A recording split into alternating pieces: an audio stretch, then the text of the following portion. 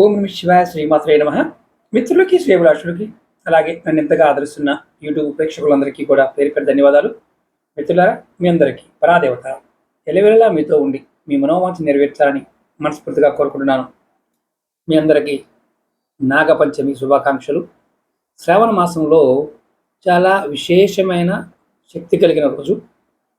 అందులో మంగళవారం రావడం, ఈరోజు మనం పురాణాంతర్గతంగా మహేంద్ర స్కంద పురాణంలో ప్రభాసఖండంలో ఉన్న పరమేశ్వరుడు పార్వతీదేవికి శ్రావణ మాసంలో అంటే ఏదైతే శ్రావణ మాసంలో శుక్ల పంచమి రోజు మనం ఎలా చేసుకుంటే దోషాలు తొలుగుతాయి, ఎటువంటి ఫలితాలు కలుగుతాయి చెప్పడం జరిగింది.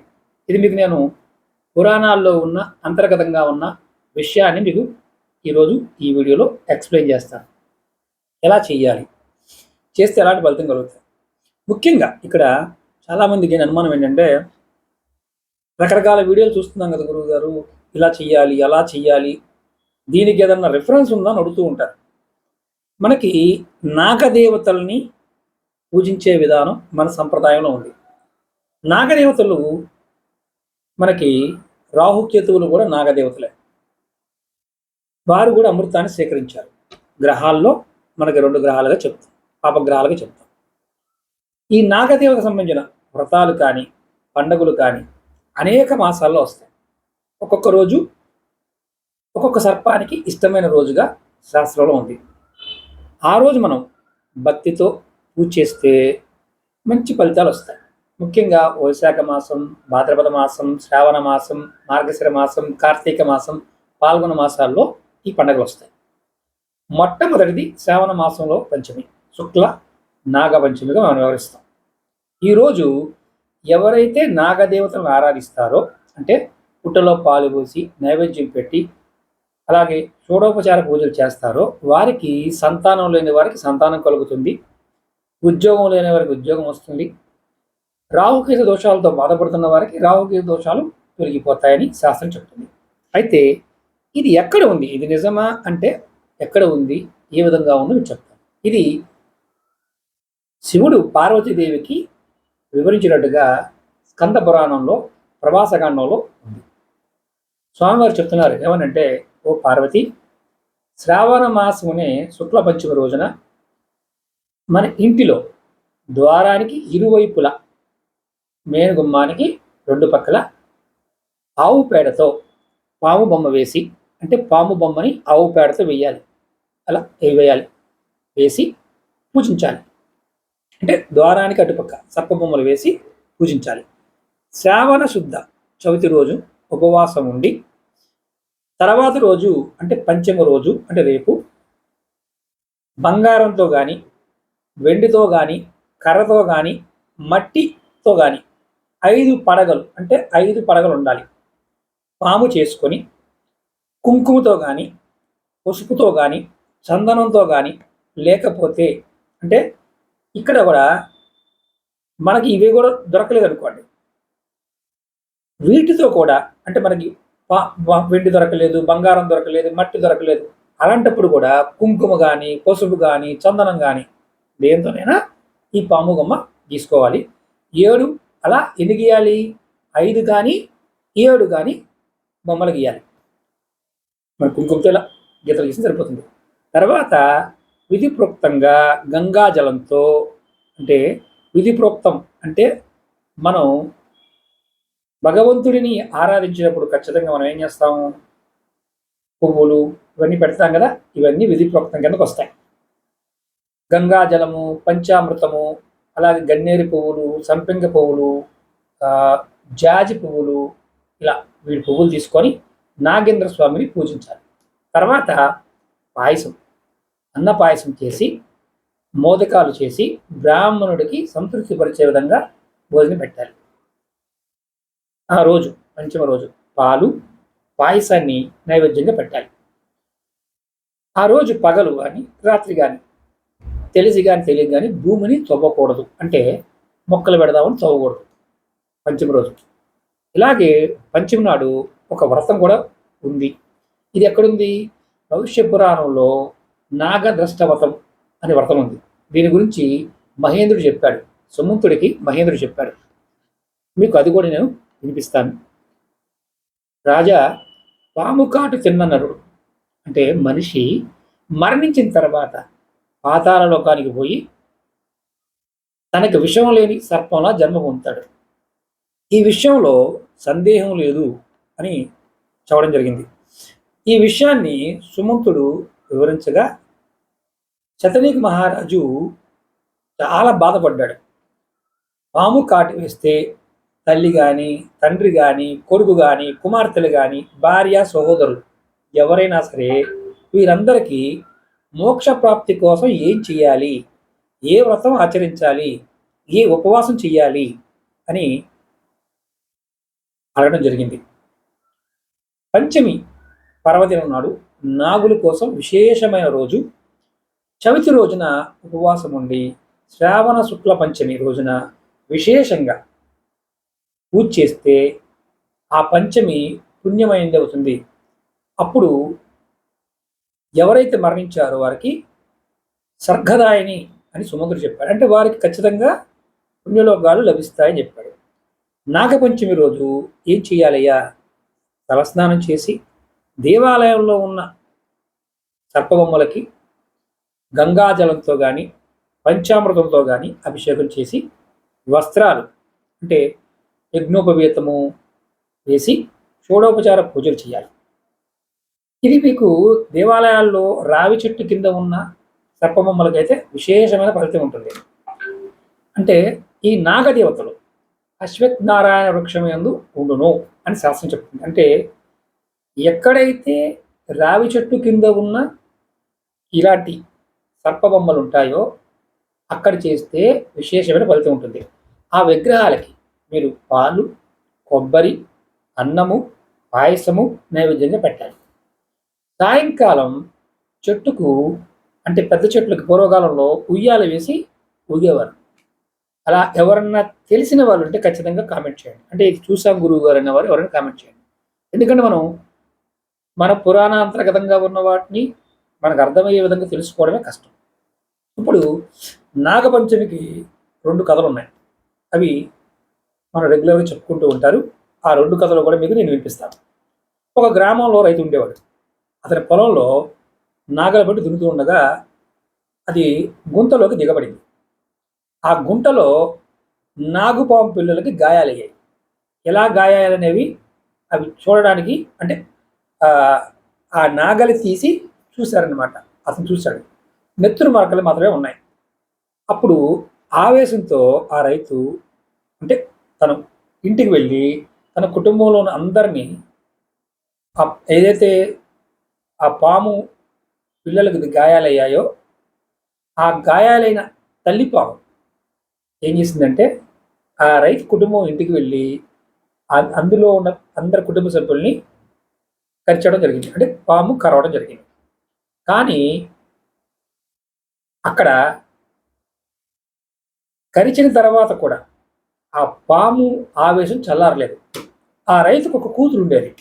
ఆ కూతురు వేరే ఊర్లో నివసిస్తుంది. ఆ సర్పం ఏం చేసింది? వారింటికి కూడా వెళ్ళింది. అక్కడ రైతు కూతురు నాగదేవతని పూజిస్తుంది. అది చూసిన పాము ఆ పూజ పూర్తయ్యే వరకు అలాగే వెయిట్ చేసింది కరవకుండా. ఈలోగా పూజ కోసం 9 నాగవంశీయులని రాసిన పీఠం పైన అంటే నాగ బొమ్మలు వేసిన పీఠం పైన అందులో చందనంతో అంటే చందనపు గిన్నెలో పడగ ముంచి పక్కనే ఉన్న పాలు త్రాగి పేలాలని అంటే అక్కడ పేలాలు కూడా పెట్టారనమాట. పేలాలు పిండి పేలాలు పెడుతుంటారు. ఆ పేలాలు కూడా పాము తీసుకోవడం జరిగింది. అక్కడ ఉన్న పూజ చేస్తున్న ప్రదేశంలో పూజ అయిపోయే వరకు వెయిట్ చేసింది. ఈలోగా ఆ పూజ నిమిత్తం 9 రకాల నాగపాములు ఉన్న ఒక వ్రాసిన పీఠం పైన ఈ సందర్భ గిన్నె అలాగే పాల తాగడానికి పాల గిన్నె పేలాలు కూడా పెట్టడం జరిగింది అన్నమాట. ఈ పెట్టిన తర్వాత అవి పాము తాగడం వల్ల దాని ఆవేశం తగ్గింది. రైతు కూతురు ధ్యానం చేసుకుంటుంది. ధ్యానం చేసి కళ్ళు తెరవగానే ఎదురుగా నాగుపాము ఉంది. నువ్వు ఎవరు కూతురివి అని అడిగింది.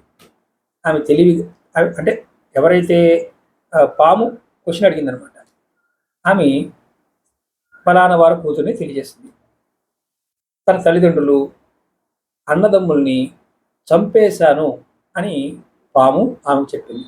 అప్పుడు రైతు కూతురు ఒకటే మాట అందనమాట. ఈ పూజ చేయటం వల్ల ఆ రైతు కూతురు పూజ చేసింది కదా, పాము ఎప్పుడైతే చంపేసిందో ఆ రైతు కూతురు చాలా బాధపడింది.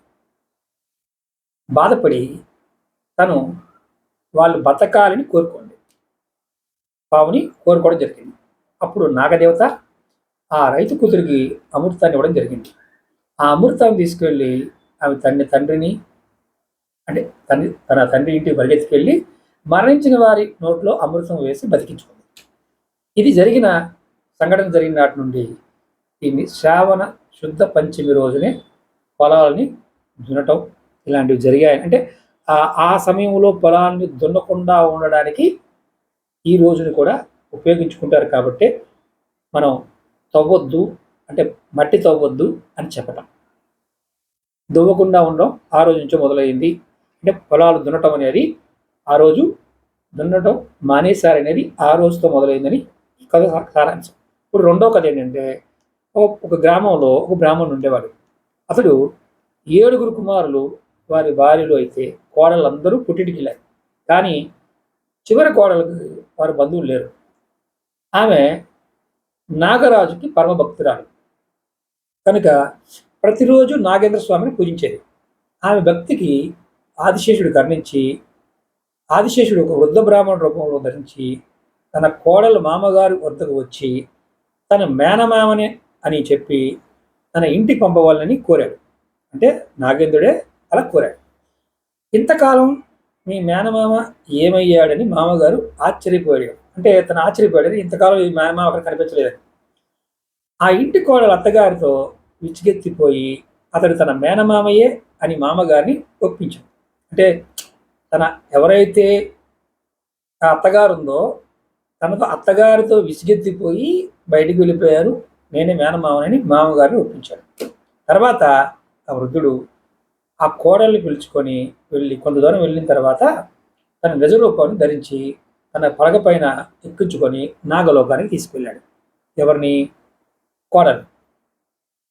ఆమె కొంతకాలం ఆదిశేషుని ఇంట్లో బంధుమిత్రులతో పాటు నివసించి ఆమెను ఎవరూ కరవకూడదు అని నాగరాజు శాసించాడు. అయితే ఇక్కడ కొంతకాలం తర్వాత ఆదిశేషుని భార్య ప్రసవించింది. పాము పిల్లలన్నీ ఇంట్లో ఉన్నాయి. అంటే మొత్తం ఇంటి నిండా పాము పిల్లలు ఉన్నాయి. బ్రాహ్మణ కోడలు ఒకరోజు బరువైన ఇత్తడి దీపం పట్టుకొని వెళ్తుండగా దారికి అడ్డంగా తిరుగుతున్న పాము పిల్లలు చూసి భయపడి దీపాన్ని జారవిడిచింది. ఆ పిల్లలు, పాము పిల్లలు ఏదైతే ఉన్నాయో వాటికి గాయాలయ్యాయి. కొంతకాలానికి ఆదిశేషుడు ఆమెని అత్తగారింటికి పంపించేశాడు. తర్వాత శ్రావణ మాసం వచ్చింది. శ్రావణ మాసంలో అంటే వాళ్ళు సేమ్ మనకి శుక్ల పంచమి రోజు మళ్ళీ ఆ బ్రాహ్మణ స్త్రీ ఒక పీట పైన నాగుల రూపాలు గీసి పూజించింది.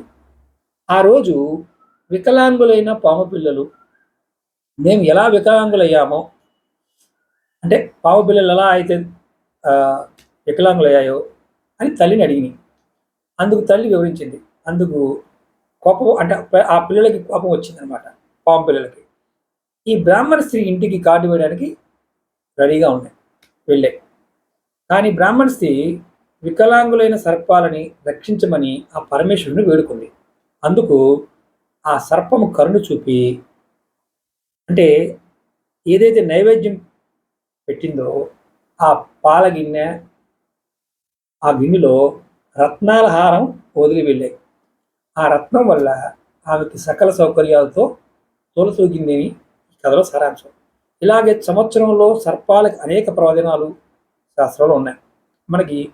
మీకు ఈరోజు ఎందుకు చెప్పానంటే, ఈ కథ కూడా మీకు ఎందుకు వినిపించానంటే, ఈ కథ విన్నవారికి కూడా దోషాలతో బాధపడుతూ, పాములుంటే భయపడుతూ, జరగకూడని విషయాలు జరుగుతున్నందుకు ఇబ్బంది పడుతున్న వారికి ఈ కథలు వినటం వల్ల కూడా వారికి ఆ పాప విముక్తి కలుగుతుంది. పూర్వజన్మలో సర్పాల వల్ల వచ్చిన ఇబ్బందులు తొలుగుతాయి. మనం వైశాఖ శుక్ల చవితి రోజున నాగ చవితి జరుపుకుంటాం. ఆ రోజున సుబ్బరాయ షష్ఠి అని కూడా అంటారు. అందువల్ల సర్పభయం ఉండదు అని కూడా చెప్తారు. మనం ఎందుకు చెప్తున్నానంటే ఇది మన పురాణాల్లో ఉన్నాయి. శ్రావణ పౌర్ణమి నాడు సర్పబలి ఇలాంటి కార్యక్రమాలు చేయాలి. ఒక కొండలో పేలాల పిండిని పోసుకొని దాన్ని ఉట్టులో పెట్టుకొని అంటే గరిటితో ఒక మనసులో అనుకుంటూ ఉండాలి. ఈ ఎలా అంటే ఓ సర్పదేవ మమ్మల్ని కాపాడు అని అనుకోవాలి. అనుకొని ఆ పిండితో హోమం చేయాలి. ఇది శాస్త్రాల్లో కూడా ఉంది, చాలామంది చేస్తూ ఉంటారు. అలాగే భాద్రపద మాసంలో భాద్రపద శుద్ధ పంచమి రోజు మనం పంచమి వ్రతం అంటే నాగ దుష్టోద్ధరణ పంచమి వ్రతం చేయాలి. ఇది ఎక్కడుందయ్యా అంటే భవిష్యోత్తర పురాణంలో దీని గురించి చూడడం జరిగింది. మీరు ఎవరైనా సరే ఇలాంటి పురాణాలు చదివితే ఖచ్చితంగా కామెంట్ చేయండి. దీన్నే శాంత పంచమి వ్రతం అని కూడా అంటారు. అయితే భవిష్య పురాణంలో దీని గురించి చాలా అద్భుతమైన వర్ణన ఉంది, చాలా పెద్దది కాబట్టి చెప్పడం లేదు. అలాగే మార్గశిర శుద్ధ పంచమి నాడు నాగ పూజ, ఇది కూడా ఎక్కడుందయ్యా అంటే దీని గురించి ధర్మసింధు అనే గ్రంథంలో కూడా దీని గురించి వివరణ ఉంది. అలాగే పాల్గొన శుద్ధ పంచమి నాడు అనంత పంచమి వ్రతం చేస్తారు. ఇది స్కంద పురాణంలో ప్రభాస ఖండంలో ఇది కూడా ఉంది. ఈ వ్రత కథ కూడా చాలా అద్భుతంగా ఉంటుంది. అంటే ఇది కూడా నాగపంచమి గురించే చెప్పడం జరిగింది. అంటే ఇక్కడ ఇవన్నీ మీకు ఎందుకు చెప్తున్నానంటే మీరు మన సనాతన ధర్మంలో ఉన్న పురాణాంతర్గతంగా ఉన్న కథల్లోనూ చాలా పరిహారాలు ఉంటాయి. ఇవి మీరు రెగ్యులర్గా చేసేవారు ప్రయత్నపూర్వకంగా చేస్తే మంచి ఫలితాలని పొందుతారు. ఈ కథలు కూడా చాలా చాలా పెద్ద పెద్ద కథలు ఉంటాయి. ఎందుకంటే మీకు ఎవరికైనా ఇంట్రెస్ట్ ఉంటే వీటి మీద, ఈ సబ్జెక్ట్ మీద ఖచ్చితంగా మీకు ఇలాంటి వీడియోలు చేయమని కామెంట్ చేయండి. ఖచ్చితంగా నేను చేస్తాను.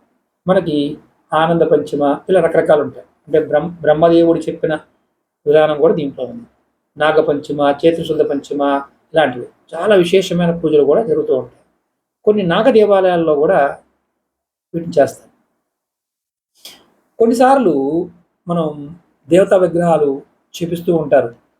రాహు దోషం ఉంది కాబట్టి అలాంటి సందర్భాల్లో కూడా చేపిస్తూ ఉంటారు. మీకు నేను ఇది ఎందుకు చెప్పానంటే మీకు ఇలాంటి సబ్జెక్ట్ మీద ఇంట్రెస్ట్ ఉంటే మీరు ఖచ్చితంగా కామెంట్ చేయండి.